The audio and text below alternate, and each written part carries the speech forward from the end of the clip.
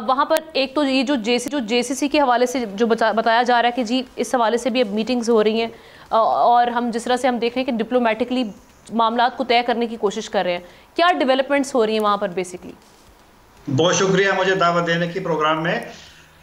ये जो आज काबुल में हो रहा है इजलास, पाकिस्तान अफगानिस्तान का एक राब्ता कमेटी है मुश्तरका, ये उसका इजलास है, ये 7वां इजलास है। और ये जो कमेटी बनी थी ये तालिबान हुकूमत में बनी थी और इसका बुनियादी मकसद जब कोई बॉर्डर पे कोई मसला होता है, कोई तनाज़ा होता है, जिस तरह के आपने देखा होगा मार्च के अवाइल में तुरखम पे हुआ था कि पाकिस्तान ने एतराज़ किया कि पाकिस्तानी इलाके में अफगान तालिबान एक पोस्ट बना रहे थे। इस तरह वाक़यात जब होते हैं तो इसके लिए ये एक मुनासिब फोरम है और बावजूद कुछ मामलात पे तलखी की और ताल्लुकात पे एक दबाव है, लेकिन उसके बावजूद मेरी नज़र में काबुल में इस इजलास का होना ये एक मुस्बत पेशरफ्त है। और इसका ये जो जेसीसी है इसका पहले इजलास हुआ था जनवरी 2004 में, माफ़ कीजिएगा 2024 में, जब उस वक्त अफगान साइड से जो उस कमेटी के सरबराह थे मुल्ला शीरीन, वो इस्लामाबाद आए थे और यहाँ पर उस वक्त अबूरी हुकूमत के वज़ीर ख़ारिजा जलील अब्बास जिलानी से मुलाकात भी की थी। तो ये इसमें दोनों साइड से ज़्यादा जो दिफाई अफसरान और सिक्योरिटी और इंटेलिजेंस और ये लोग, क्योंकि ज़्यादा ये सिक्योरिटी मामला पे, और लेकिन पाकिस्तान के लिए चूँकि तालिबान का करदम TTP का मसला अहम है, तो पाकिस्तान ने इन इजलासों में पहले भी उठाया है और मेरा ख्याल है कि पाकिस्तान ज़रूर इसमें उन पे भी ज़रूर इस मसले को दोबारा उठाएंगे, क्योंकि पाकिस्तान का यही मौक़िफ़ है कि पाकिस्तान में जो कार्रवाइयाँ होती हैं ये अफ़गानिस्तान में वहाँ से मंसूबा होती है। अफ़गान तालिबान तो उसको नहीं मानते, लेकिन अब देखना है कि जब आज का दौरा मुकम्मल होगा तो फिर कुछ सूरत हाल वाज़ेह होगी कि किन चीज़ों पे इत्तेफाक हुआ है और तावन का जिन्हें अफगानिस्तान ने वादा किया है नहीं किया, उसका इंतज़ार करना पड़ेगा। TTP तालिबान के हवाले से बड़े कंसर्न्स थे कि वहाँ से अफ़गान तालिबान की जानिब से जो इनको एक छूट मिली हुई है वो अफ़गान सॉइल को इस्तेमाल करते हुए यहाँ पर दहशतगर्दी फैला रहे हैं। क्या आने वाले वक्तों में हम देख रहे हैं कि इस पर भी पाबंदी के हवाले से कुछ संजीदगी से गौर किया जाएगा अफ़गान तालिबान की जानिब से? चूँकि हम सिर्फ देख रहे हैं कि पाकिस्तान का ही ये कंसर्न नहीं है, UN की रिपोर्ट इस पर मौजूद है, अमरीका से भी इस हवाले से कंसर्न्स शो किए गए हैं, तो कैसे देख रहे हैं आप इसको भी? इसमें तो कोई शक नहीं है कि पाकिस्तान पब्लिकली बार बार यही कहता है कि तालिबान हुकूमत आने के बाद अगस्त 2021 में, उसके बाद पाकिस्तान में हमले, दहशतगर्दी, तशद्दुद के वाक़यात उसमें इजाफा हुआ है। और जिस तरह मैंने पहले भी कहा कि पाकिस्तान का यही पॉलिटिकल लीडरशिप का भी, मिलिट्री लीडरशिप का भी यही मौक़िफ़ है कि वहाँ से ये सारा कुछ होता है।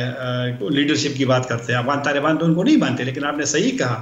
कि जो यूनाइटेड नेशन की रिपोर्ट से या जो अमरीकी इदारा है सिगार जिसको कहते हैं, जो अमेरिकन प्रोजेक्ट्स पे और मॉनिटर करता था, उनका भी यही मौक़िफ़ है। तो बहरहाल अफगान तालिबान को देखना पड़ेगा। पाबंदी की आपने जो बात की है, चूँकि वो पाकिस्तानी ग्रुप है और मेरा नहीं ख्याल कि अफगानिस्तान में उस पर कोई फॉर्मल कोई बैन लगेगा, क्योंकि अफगानिस्तान का जो फैसला अगस्त 2023 में हुआ था पाबंदी का, तो वो जो तमाम पॉलिटिकल पार्टी, सही कहा शिराजी साहब ने कि उस पर पहले से पाबंदी लगी है। लेकिन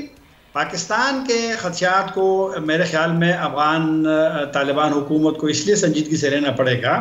कि सिक्योरिटी का मामला हर मुल्क के लिए सबसे अहम होता है। इसमें मैं ये नहीं कहूँगा कि हम बिल्कुल उससे तिजारत ख़त्म करें या आना जाना ख़त्म करें,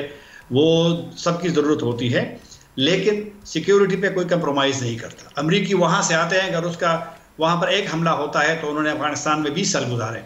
तो यही मसला है कि अफ़गानिस्तान की मौजूदा हुकूमत को इसमें पाकिस्तान की जो तशवीश है, हसासियत है, उनको तवज्जो देनी पड़ेगी, क्योंकि उसके बगैर मेरा नहीं ख्याल कि पाकिस्तान और हुकूमत के दरमियान ताल्लुकात नॉर्मल होंगे। और उससे फिर हम रीजनल स्टेबिलिटी, उसके हवाले से भी तो बात करते हैं कि वहाँ पे भी खतरा है। देखो ना, रीजनल स्टेबिलिटी इसलिए आपकी बाट बोलो हम है। आप अमरीकियों की रिपोर्ट देखे, अभी जो हालिया की रिपोर्ट आई थी, आप TTP को और पाकिस्तानी ग्रुप्स को लोग रीजन के कंटेक्स्ट में लेते हैं कि ये रीजन को भी खतरा होगा। तो लिहाजा ये इसको तो देखना पड़ेगा, क्योंकि TTP तो अफगान तालिबान के साथ इकट्ठे उन्होंने 20 साल लड़ाई में हिस्सा लिया है। तार खान साहब, बिल्कुल माशी बोझ भी है, कहीं ना कहीं हमने अपनी सिक्योरिटी की सूरत हाल को भी देखना है, और उस पर फिर अब अफगान कौंसल जनरल ने जब कह दिया कि वहाँ पर हालात ऐसे हैं कि आप वहाँ पर वापसी कर सकते हैं, लौट सकते हैं वापस, साजगार हालात हैं वहाँ, तो आप कैसे इस पे अपना तजिया करेंगे? पाकिस्तान ने जो फैसला किया है अफगान सिटीजन कार्ड वालों का, जो तकरीबन 8 लाख है पाकिस्तान में और ज़्यादा 40-45 साल से यहाँ पे है, तो पाकिस्तान के दलाइल में यही भी दलील है जो कि अफगान नाज़िम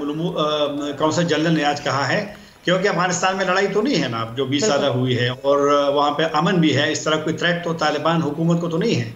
लेकिन मेरा ख्याल है कि अफगान मुहाजिरीन के मामले पे मैं अक्सर कहता हूँ कि इसका हल तो एक निकालना पड़ेगा ना, तो लेकिन फिर भी पाकिस्तान अफगानिस्तान का UNHCR का माजी में से फरीकी इजलास होते थे और उसमें इन चीज़ों पे मुहाजिरीन के हवाले से मेरा सिर्फ यह है कि मुहाजिरीन के मामले पे पाकिस्तान से मुतालिक पूरे अफगानिस्तान में बावजूद इख्तिलाफात के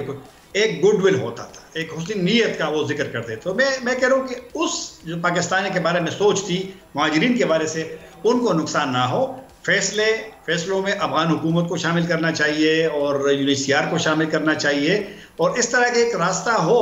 कि जो हमने 40-45 से जिसकी कोई दुनिया में तरीके से, यानी ये प्रोसेस जो है आप वो कह रहे हैं बिल्कुल, क्योंकि मुहाजिरीन जितने पाकिस्तान में रहे हैं और जितने ओपनली दुनिया में किसी भी, अब ये ट्रम्प क्या कर रहा है, वो जो थोड़े से लोग हैं जिनको वीजा भी दिए, ग्रीन कार्ड भी दिए, निकाल रहे हैं। तो लिहाजा कुछ चीजों को अफगानिस्तान को भी समझना पड़ेगा और हमें भी थोड़ी एहतियात करनी चाहिए।